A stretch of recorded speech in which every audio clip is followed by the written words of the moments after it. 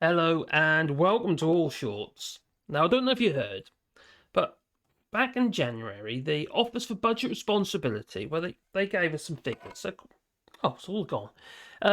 Pretty dire figures, actually. A prediction of what our financial future was going to look like. It's like a slap in the face it was. We had to accept that. Our economy in the United Kingdom is doing worse than Russia. Cheers. Yeah. Not great, is it? And Russia's a country that we are actually sanctioning. Yet our economy is doing worse. This is nuts, wouldn't you say? Well, there's one country, well, there's probably more as well, but one country in particular, and I feel it's relevant, because one country has accepted a lot of refugees. A lot. Millions, in fact. Well, would be Germany. Their economy is doing pretty well. Now, you can probably remember, especially if you're Brexit, because you probably used this mantra, that the German car industry will come and save us. They won't allow us to have a no-deal Brexit. Where were they? Well, we didn't get that no-deal, no, thankfully. But still, the Trade and Cooperation Agreement is pretty much strangleholding the British economy. Now, the proof is in the pudding, and the pudding's all around us. And Germany, though, is doing very well. Their economy is actually growing. German exports have risen significantly more than expected this February. Yet ours are on the decline. We're struggling to, get any growth. Now, what it says is that the German exports rose significantly more than expected in February due to strong demand from the United States and China. How can they be exporting to the United States and China? They're in the EU. It can't be possible. Oh, okay. I thought we voted to be able to, to come out of the European Union so we could trade with the world. But the world doesn't want us, apart from the CPTPP, which is not going to help us much. In fact, it's only 0.08% over 15 years. Yeah. Pointless. All it's going to do is flood the UK with low-grade meat. I'll call it low-grade meat because it's meat mainly from mega farms. It's going to enter the food chain. We're already accepting a lot of foodstuffs into the United Kingdom, in the food chain, what have you, from, places that we can't guarantee where the meat is actually from, if it makes any sense. And some of those foodstuffs, meats especially, coming in are already oxidising, they're already started to rot. And there's food fraud investigations happening as we speak. So, yes, they say to extra demand from the United States and China. That could have been us. We could have been providing more stuff to the United States and China. But the other thing is our pound is weak. And we have to import stuff as well as we export. We have to import the materials that actually make the stuff that we export. We don't have the landmass. We don't have the backup of all these other countries with their own mineral deposits and stuff that they have, that we can buy internally without any red tape. Doesn't help, does it, red tape? Even Natalie Elphicke admitted that. She blamed it all on the red tape, she did. But it's definitely not Brexit, she said. Work that one out. Oxymoron. She certainly is a moron. Yeah, Natalie Elphicke, she's the MP for Dover, in case you're wondering. So exports increased by 4%. 4%. Yeah. Yeah, our GDP is going to be hit by at least 4% because we've left. In fact, some pundits are saying it's near as 6%. The 4% is quite an optimistic figure. Ain't we lucky? Oh, not very helpful at all, I would say. And it's in February, exports to the European Union countries rose by 2% from Germany on the previous month. So it's rapid growth. It's rapid growth. You expected rapid growth post-pandemic, didn't we? We all did. A lot of businesses thought that's going to be amazing. We saw a bit of rapid growth, didn't we? For a very short period of time, for about 2 months, I think June and July, and all of a sudden it fell off again. It's a bit of a surge, and then it dropped off. I think that was 2021. That was, wasn't it? Or was it 2022? Can't remember now. Anyway, I'm losing my mind. So yes, China increased. So exports to United States and China increased by 9.4% and 10.2% respectively. compared with January. So it's a considerable growth. Now, ours, though, this was not, this is actually late last year. So this is from the Office of National Statistics. That's the earliest I could find at the moment. The value of goods exports decreased last October by 2.2%. So it's what, 0.7 billion. So that's on 1 month. And non-EU countries falling after removing the inflation. So exports to both EU and non-EU countries were falling. We were no longer that safe bet. We're no longer getting the investment that we were getting before. No. So after removing the effect of inflation, exports of goods decreased by 1.3 billion, 4.7%. And the trade in goods and services deficit, excluding precious metals, widened significantly by 0.1 billion to 23.9 billion in the 3 months to October 2022. However, after removing the effect of inflation, the deficit narrowed to 5.1 billion to 9.8 billion. Now, the interesting thing here is the way we spend the money has changed, doesn't it? It's not the same as it used to be. We used to go with wads of cash in our pockets and buy stuff. These days, we flash a card, contactless, or stick the machine, put a few numbers in, or some people have those apps on their phones, don't they? We buy stuff online. We don't use money in the way that we used to, paper money or coins and stuff like that. No, we don't. So it's ideal for the governments to be able to track us, obviously, and obviously ideal for those who gather data so they can see what we're buying, so we can pump us with more promotions, so we buy more rubbish, stuff that we don't need. But the Royal Mint, who prints the money and presses the coins and stuff, cast the coins and what have you, well, they've come up with a bit of an ingenious idea. In some ways it's ingenious, although I'd like the usage of it to be a little bit more practical.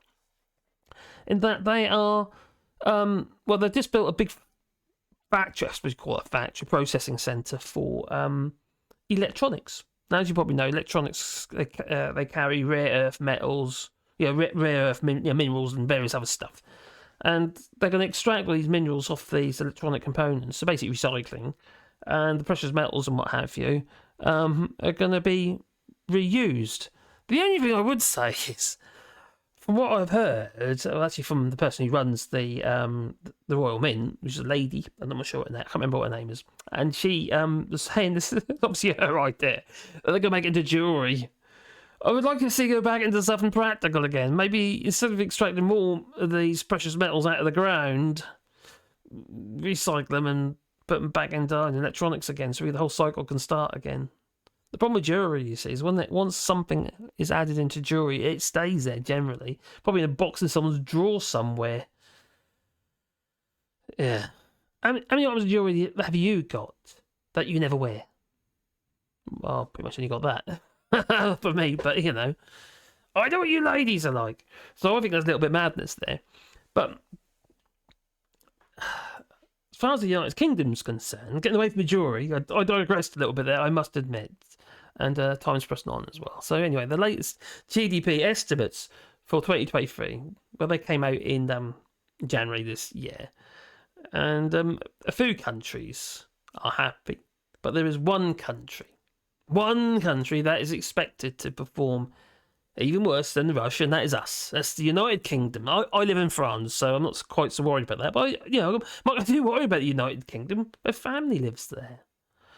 And Britain is the only G7 economy expected to decline this year. We have talked about this before, actually, regarding the economy declining. But it's all very relevant at the moment, because Germany's doing very well. And the one thing Germany did was allow migration. Encouraged it, in fact, so they can furnish their customer base. So the GDP growth is expected to surpass 3%, but the British economy is expected to decline, while the world GDP growth is expected to surpass 3%. So the UK, I think it was like 0.4%, I believe, remember rightly. So once upon a time, Brexit supporters, can you remember them? Brexit supporters, a lovely bunch, weren't they? I just want my Brexit, they'd go. Yeah, strange lot. And they used to argue about global Britain, sovereignty, yeah. Kick out the foreigners. We don't know brown faces here. When I go to a supermarket, I can see all these brown faces at the checkout. Yeah. And when I go to the NHS and I go to see a doctor, that could be a Pakistani doctor. Oh, how terrible. Oh, but thank you very much. I feel much better now. the madness is just crazy. And now they're complaining because the NHS is struggling. For various reasons, obviously post-pandemic as well, and many retired, and also the taxation system on the pensions for doctors encouraged them to retire early.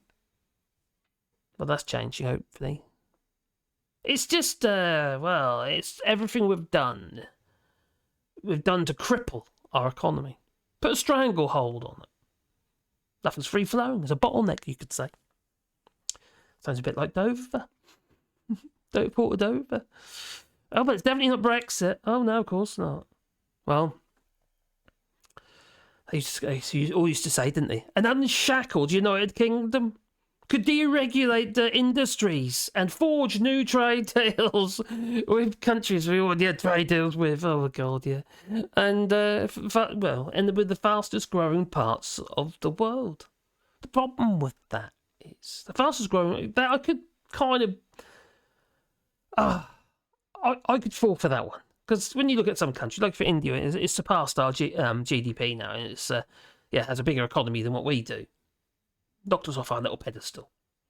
Knocked us down a peg or two. Did India.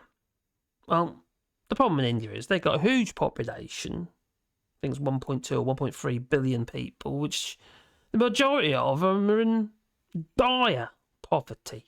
They still do foot binding over there. You know, when your kid's popped, you got a new sprog. I know what we do. That one's going to be a beggar. It's a girl. So that one's going to be a beggar. So what we do, we'll foot bind them. So they wrap the feet up tight. So they're growing. They end up with deformed feet. People feel sorry for them and they get more money. That's the kind of thing that goes on in India. And that still happens in India. So, as far as obviously the fastest growing parts of the world, but for not the Kingdom or what have you, the reality of growth is very different to all these other countries. Yeah. And Brexit has left a gap in the UK's labour force. Like I say, like Germany, they've opened up to people. They're thinking about their people and also encouraging more people so they can actually... But, it's a bit like... It's why Rwanda wants these refugees, you see. Obviously, they're getting paid, but also they need to build their economies after the genocide in, I think it was 92, 93. They haven't got the population to stay in the country, so they need these people. They get paid peanuts. Really, it's slavery, really, I suppose, in a way.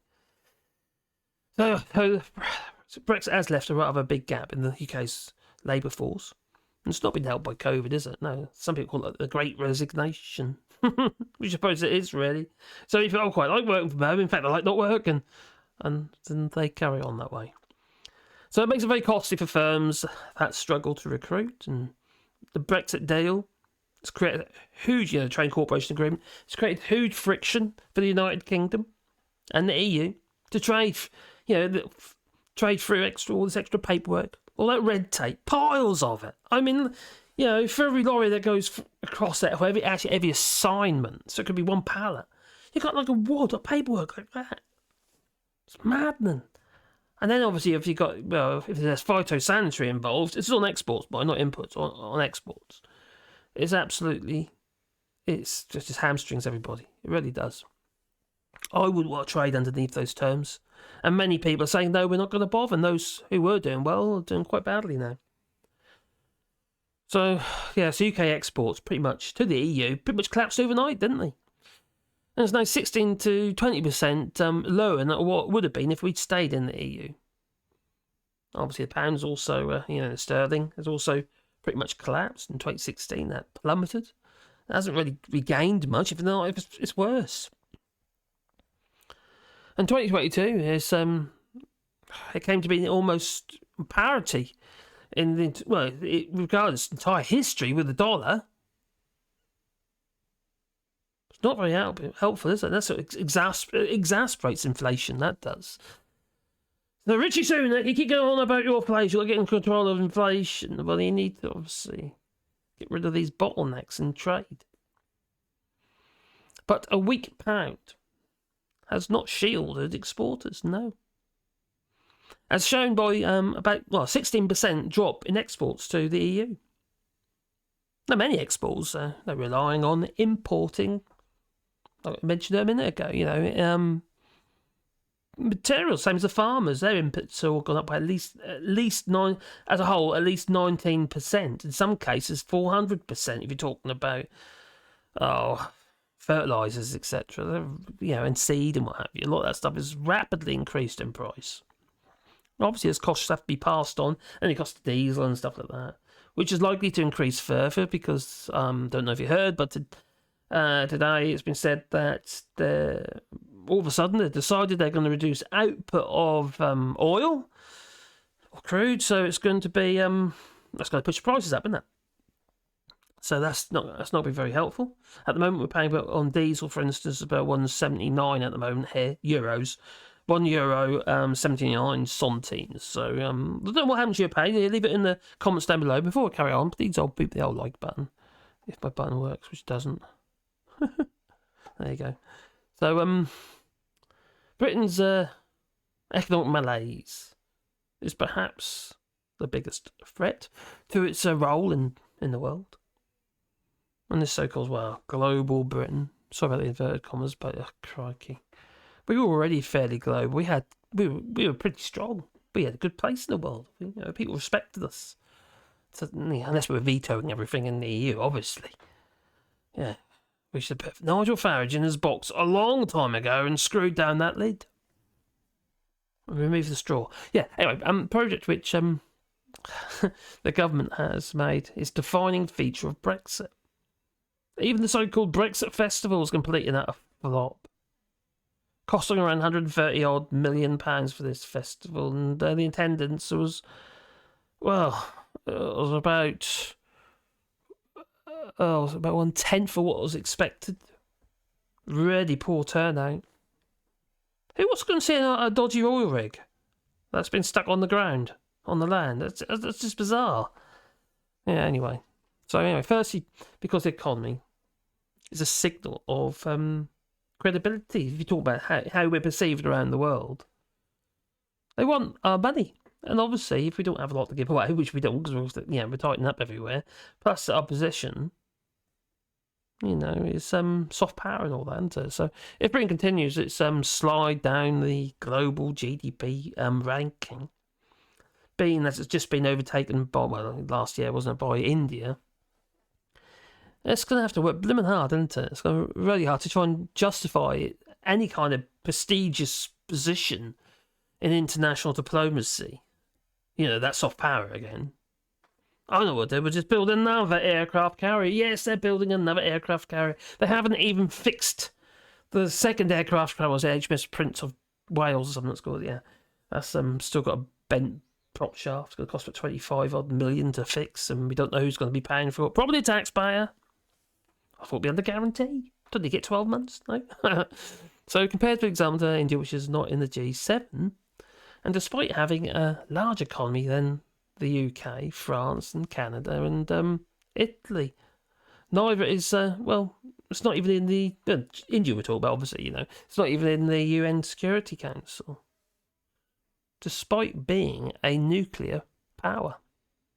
Now, Brazil and Indonesia may soon be in a similar position economically. And if they can't back up their claims with economic clout, Western powers like the UK will be forced to concede that their place at the table is based entirely on the historical legacy. But I'm sure that Doff Cap Warlock Jake Rees-Mogg would be happy with that. Doesn't help anybody else, no. Because if you want any kind of soft power, you have to have the power to back it up. And ours is diminishing fast. It's quite frightening.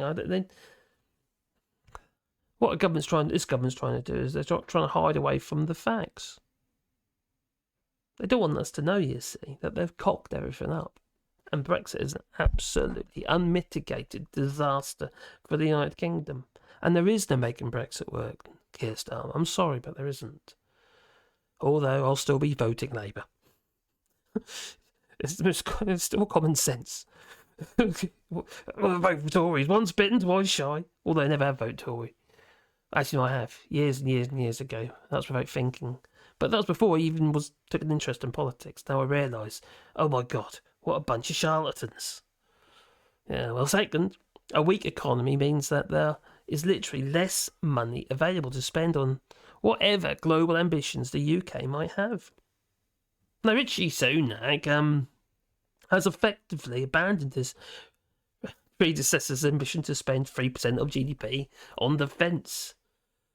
Now, as you see what everything's going on around us, we drastically need to do something about that.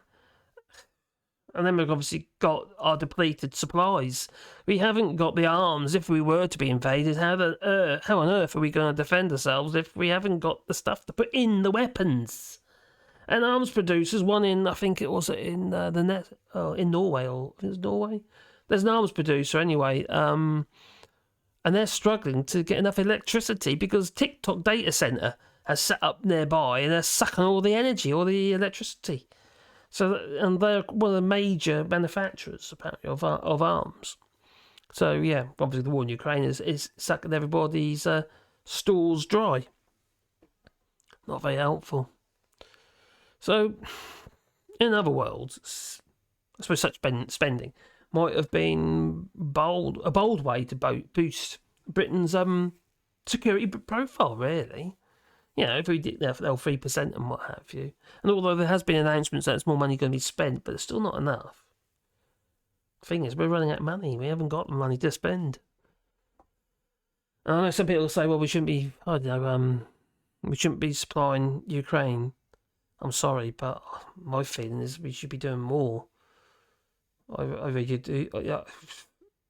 Putin's ambitions are severe, and we already told them basically. Back in 2014, in Croatia, was it Crimea? I can't remember.